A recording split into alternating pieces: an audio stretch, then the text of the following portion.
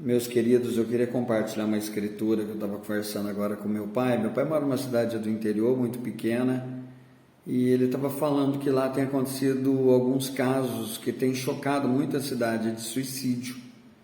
E nós sabemos que é algo que está acontecendo hoje no mundo inteiro.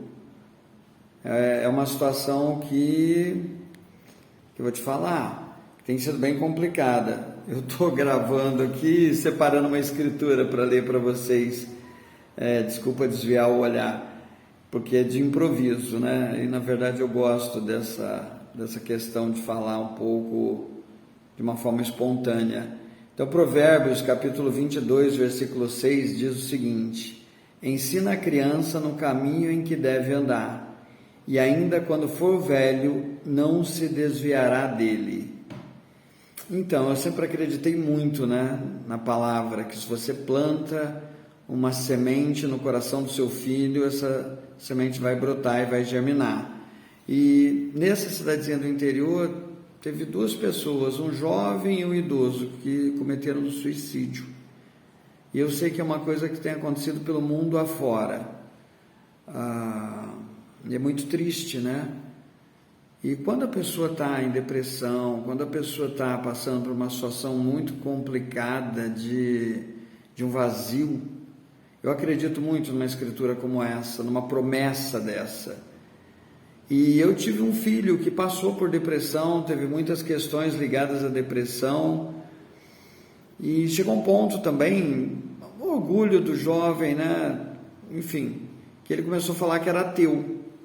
Só que ele falava o seguinte: se um dia eu tiver uma experiência com Deus, aí sim eu vou mudar de opinião. Então ele tinha essa questão com ele que eu achava, eu falei, então tá resolvido, Isso vai acontecer. E dito e feito.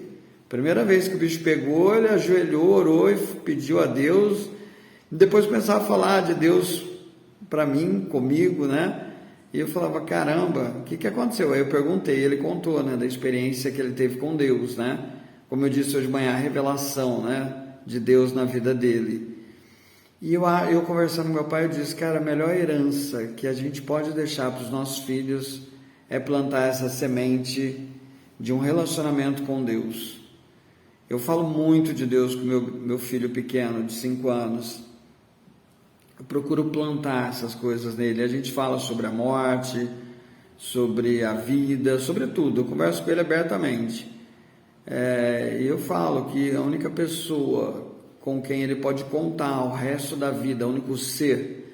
Quando eu digo pessoa também, porque Cristo esteve aqui entre nós e é um ser, uma pessoa, Tem um caráter, tem uma personalidade, é lógico, uma esfera muito imensa, grandiosa, infinita, mas nós somos a imagem desse ser, que é Deus, que é Cristo.